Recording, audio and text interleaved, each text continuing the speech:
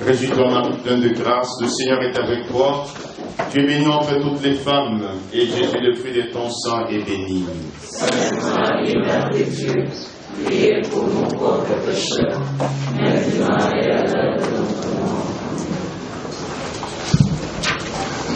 Hier, nous avons parlé de la personne du Saint-Esprit. Nous avons dit d'abord que cette personne du Saint-Esprit était Dieu, que cette personne du Saint-Esprit est une personne divine qui agit, qui a donc des facultés. Le Saint-Esprit est intelligent, le Saint-Esprit a la mémoire et en même temps, il a la mémoire du Père. Le Saint-Esprit a la volonté. Le Saint-Esprit parle.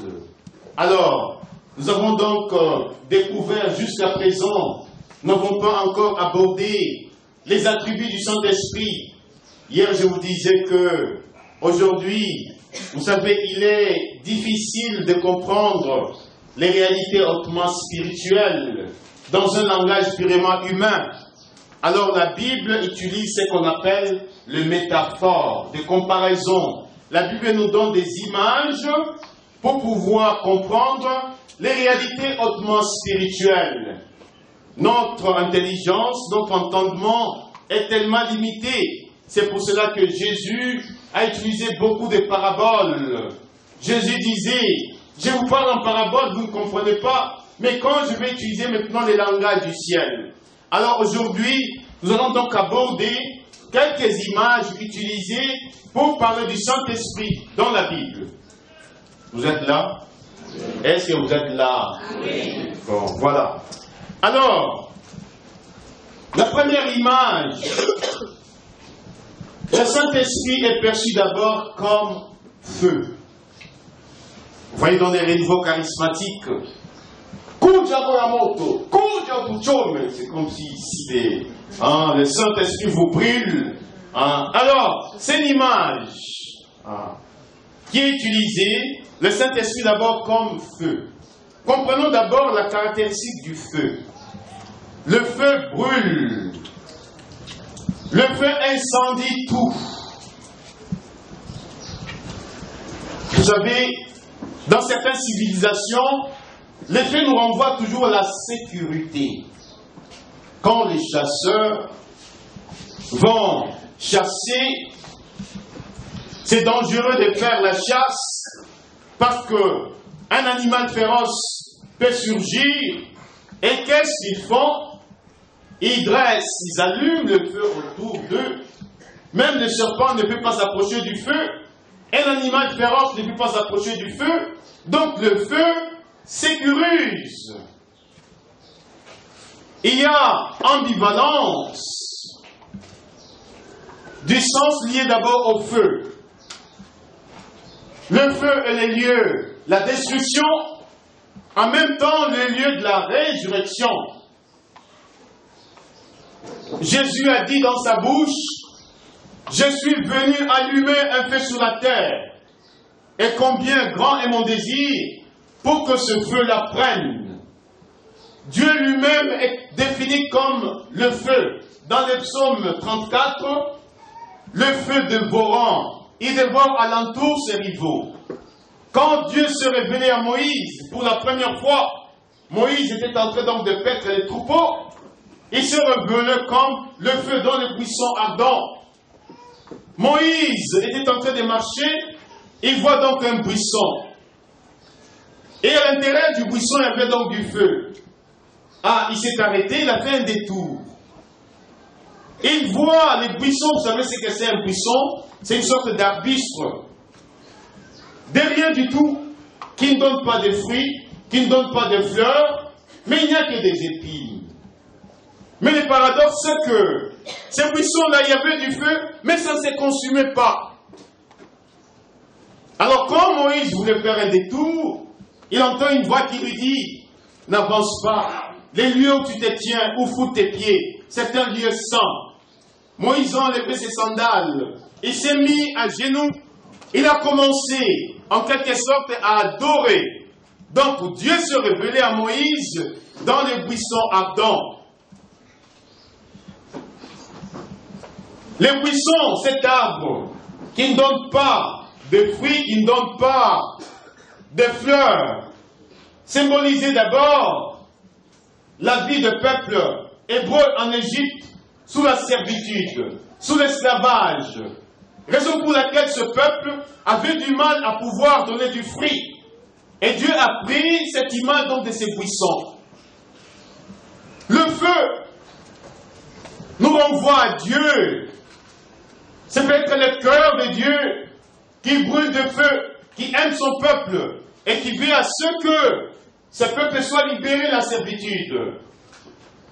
Alors, du milieu du feu, du buisson ardent, Dieu a parlé à Moïse. J'ai entendu. J'ai vu la misère de mon peuple. Je me suis décidé de descendre. Va, je t'envoie.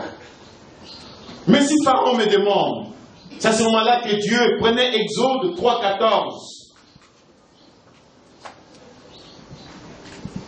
Toutes les occurrences bibliques, 3,14, je suis fort dedans, parce que c'est la valeur numérique de mon nom. Pi est égal à 3,14. Donc, ouais, c'est beaucoup plus facile pour moi.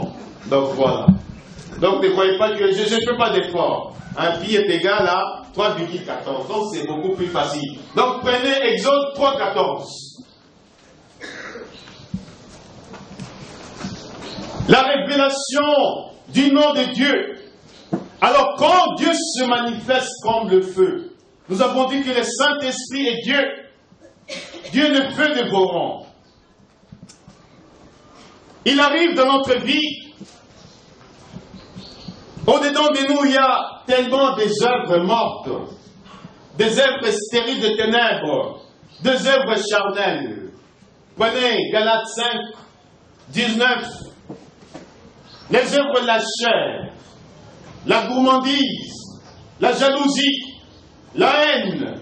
Ou prenez le catéchisme de l'Église catholique sur le péché ou les vices capitaux. Nous allons donc nous rendre compte que au-dedans de nous, il y a tellement des œuvres mortes. Tout simplement parce que nous sommes des êtres de la chair. Alors, lorsque nous invoquons l'Esprit du Seigneur comme feu, et qu'il vient au-dedans de nous, il vient détruire toutes les œuvres mortes au-dedans de nous pour que les désirs de la chair, les fruits de l'esprit soient effectifs dans notre vie. C'est la fonction, l'Esprit du Seigneur comme feu. Et quand le Saint-Esprit se manifeste comme feu, il veut d'abord nous préserver du fait de la gêne, de l'enfer. Si tu n'es pas brûlé par le Saint-Esprit aujourd'hui, et que le Saint-Esprit brûle au-dedans de toi, les œuvres stériles des ténèbres. Donc si tu restes avec ces œuvres des ténèbres, c'est que c'est la gêne, le fait de la gêne, tu pourras donc te brûler un jour. Alors le Saint-Esprit qui se manifeste comme feu, commence d'abord par nous dépouiller des œuvres mortes pour nous préparer à pouvoir entrer dans le royaume de Dieu.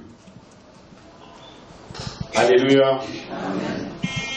J'aime beaucoup qu'on invoque le Saint-Esprit avec ces différentes images. L'invoquer d'abord comme feu, alors il travaille comme le feu. Ça me brûle quand on prie. Attends, qui t'a brûlé? Alors, le Saint-Esprit comme feu, ce feu-là invisible, notre feu que nous allumons, ce feu matériel, nous le voyons, mais le Saint-Esprit qui agit comme feu, personne ne le voit. Et pourtant, nous sentons sa présence au-dedans de nous. Je me rappelle, en fait, dans des renouveaux charismatiques, quand on invoque le Saint-Esprit, et Soukaro Yamoto, ça me brûle, mais qu'est-ce qui te brûle? Alors, il descend dans sa fonction de feu. Deuxième image, il est perçu comme l'eau. Prenez Jean, chapitre 7, verset 37. Celui qui croit en moi, de son sang, couleront les fleuves d'eau vive. Et l'évangile c'est d'ajouter, il parlait de l'esprit qui devrait recevoir ceux qui croiraient en lui. Quelle est la fonction de l'eau? D'abord, l'eau nous purifie. L'eau nous lave. L'eau enlève la saleté. L'eau nous touche, mais ne nous pénètre pas. Le feu nous touche, mais nous pénètre de l'intérieur.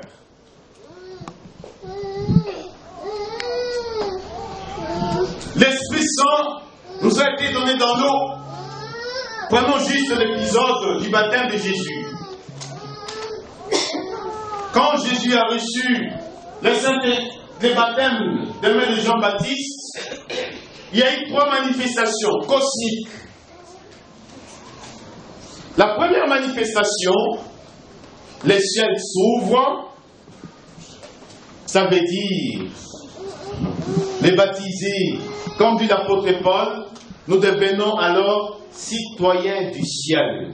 Notre nouvelle patrie, c'est le royaume de Dieu. Haïssez-moi sur cette terre, persécutez-moi sur cette terre, mais ma patrie, c'est le royaume de Dieu. Alors, dans le baptême, parce que le ciel s'ouvre, ça veut dire, sur cette terre, je deviens un pèlerin. Ma vie est un mystère pascal. Je monte, jusqu'à ce que je le verrai dans le ciel. C'est effectivement cela. D'abord, la première manifestation, les ciels s'ouvrent. Deuxième manifestation, et une voix se fit entendre du ciel. Celui-ci est mon fils bien-aimé, en qui je mis tout mon amour. Dans le baptême, quand nous sommes dans l'eau, il y a ce qu'on appelle l'adoption filiale. Nous devenons fils dans les fils, fils du Père dans les fils. Jusque-là, nous avons été enfants de Dieu, mais à travers le don du Saint-Esprit, dans nous, le Seigneur fait de nous des fils. Nous comprenons ce que l'apôtre Paul dit, Galates 5, toi qui envoies ton esprit, qui se joint à notre esprit, et qui atteste que nous sommes enfants de Dieu.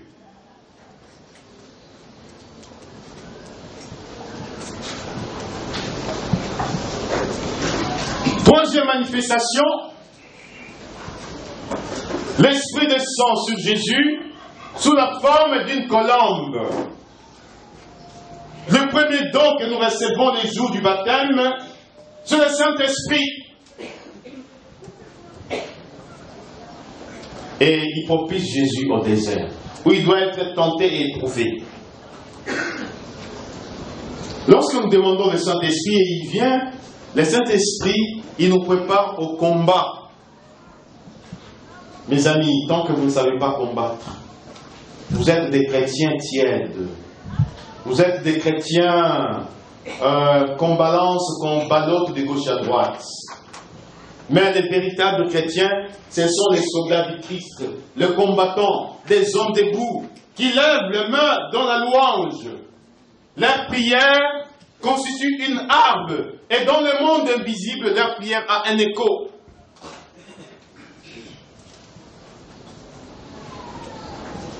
Troisième image. Le Saint-Esprit comme une colombe.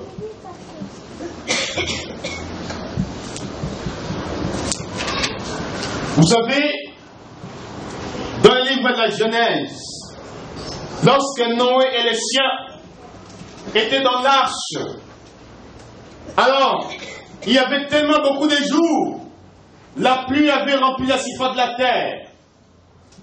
40 jours plus tard, Noé devait se rassurer si la terre était sèche, était habitable. Noé avait lâché la colombe la première fois. La colombe est partie. La colombe est partie et s'est envolée. Mais la colombe n'avait pas d'endroit où se poser. Pourquoi? Parce que toute la surface de la terre était occupée par l'eau. Mais c'était une eau boueuse, très sale. La colombe est revenue. Noé a compris que non, Il ne fallait pas relâcher tout ce qui était dans l'arche. Deuxième fois, il a relâché la colombe. La colombe est partie. Elle a plané, elle a plané, elle a plané, cherchant un endroit où il n'y avait pas d'eau, cherchant un endroit où il n'y avait pas d'ordure. La colombe n'a pas trouvé. Elle est revenue. Noé a compris que non, non, non. L'humanité, la terre n'était pas encore prête. La troisième fois, quand il a relâché la colombe, elle est partie une fois pour toutes. Cette colombe-là est partie une fois pour toutes. Elle n'est plus revenue. Noé a compris que la colombe est allée se poser quelque part. Mais le père de l'Église dit ceci. Depuis des siècles, la colombe planait. Elle planait, elle planait. Elle cherchait une humanité digne. Une humanité capable de pouvoir l'accueillir. Mais la colombe n'avait pas encore trouvé cette humanité. Elle a tellement plané en l'air. La colombe était en train de chercher l'agneau de Dieu. La colombe est allée chez les patriarches. Leur humanité n'était pas digne pour l'accueillir. Chez les prophètes, chez les rois, chez les juges, chez les apôtres. C'était encore des hommes pécheurs. Mais la colombe était en train de chercher l'humanité capable de pouvoir l'accueillir. Les jours où la colombe a trouvé cette humanité capable de l'accueillir, la colombe alors s'est posée sur cette humanité. Et cette humanité, ce n'était rien d'autre que l'humanité de Jésus. Le resplendissement de la gloire de Dieu le Père, l'effigie de sa substance divine. Et à ce moment-là, la colombe est venue. La colombe, d'abord, c'est la douceur.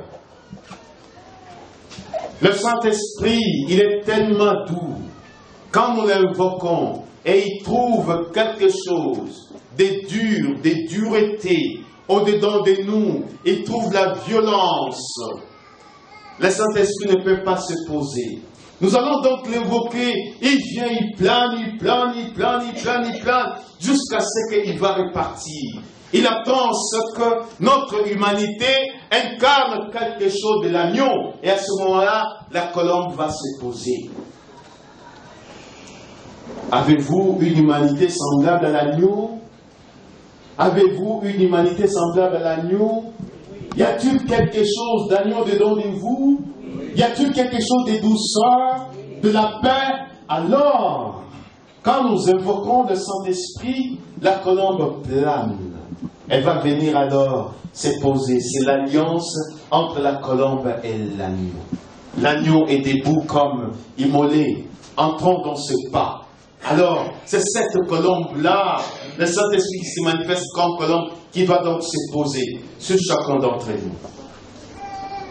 Quatrième image,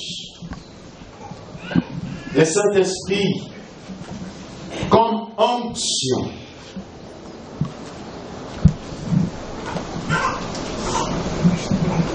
Prenez 2 Corinthiens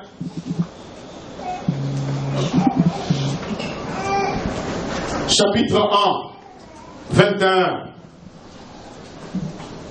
Dans la prière que nous avons récitée tout à l'heure, on invoque le Saint-Esprit comme l'onction.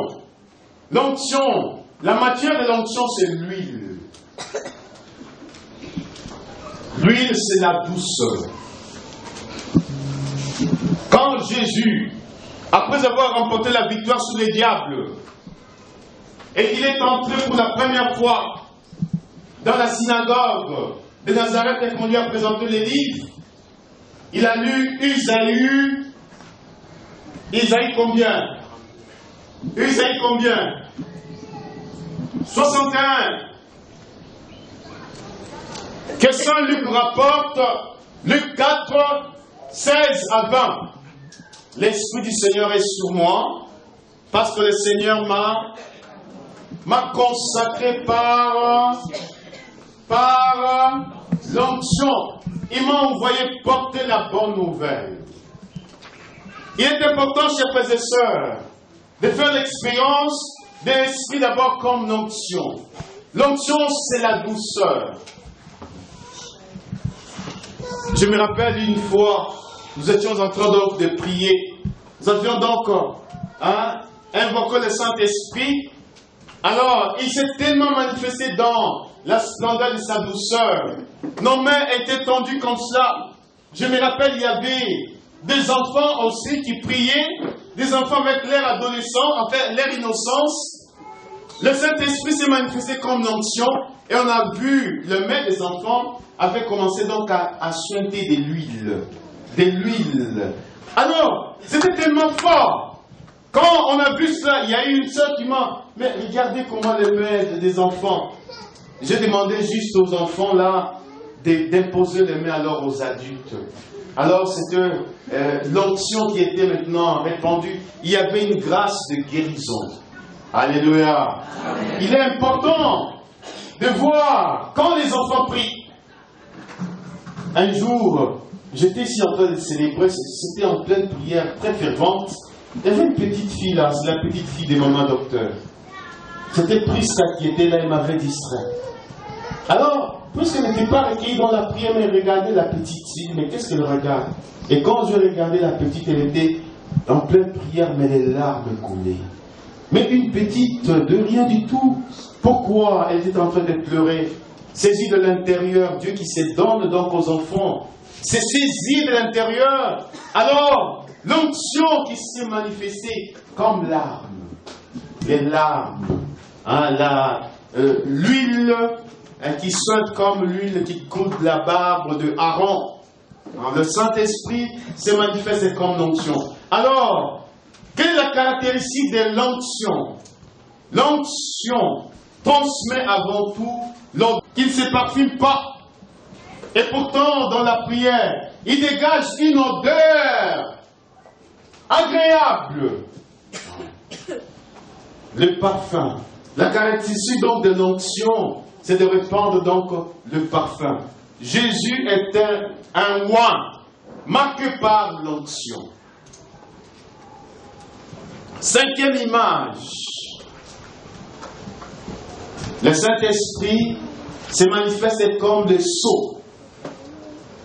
2 Corinthiens 1, 21. Celui qui nous a marqué de l'onction, c'est Dieu. C'est lui qui nous a scellés de son sceau, c'est Dieu lui-même. Et c'est lui qui a mis les arts de l'Esprit dans notre cœur. C'est le Saint-Esprit. Les sceaux. Les sceaux nous donnent une marque indélébile. C'est ce qu'on appelle un caractère qui ne pourra jamais s'effacer. Personne ne peut effacer. Lorsque nous avons été baptisés, le baptême est un sacrement de caractère. Il y en a 3. Le baptême, la confirmation et l'ordre. Ça veut dire, si tu ne te conformes pas à ton baptême, même en enfer, tu seras reconnu toujours comme fils de Dieu par Satan. Parce que tu as été scellé. Et ce sceau-là, personne ne peut te l'enlever. C'est la marque divine au-dedans de toi. Et le Saint-Esprit, c'est les sceaux. Ceux qui ont été scellés, marqués, et qui sont reconnus par Dieu lui-même. Vous savez, les petits sorciers, comment est-ce qu'ils reconnaissent le vrai chrétien? Est-ce que vous savez? Non. Est-ce que vous savez? Les chrétiens dégagent une certaine chaleur. Lorsque un petit sorcier là, tu le salues, ta main brûle. Parfois, il est là, ta main brûle. Même les occultistes. C'est pour cela, il y a des chrétiens fervents qui ont toujours des problèmes avec leur chef. Et tu trouves, aujourd'hui, là, ton chef, il a une mauvaise humeur contre toi. Mais c'est quoi? Non, tu me déranges. Mais c'est peut-être simplement par simple salutation. Il a senti l'énergie qui est au-dedans de toi. Il ne peut pas supporter cela. Ou c'est la lumière qui éclate, qui éclaire ta face. Contre le ou, ce sont tes yeux. Comme des lampes ardentes qui les brûlent. Autrement dit, tu es comme un Christ apocalyptique. Et à ce moment-là, tu es sous la mouvance alors de l'onction.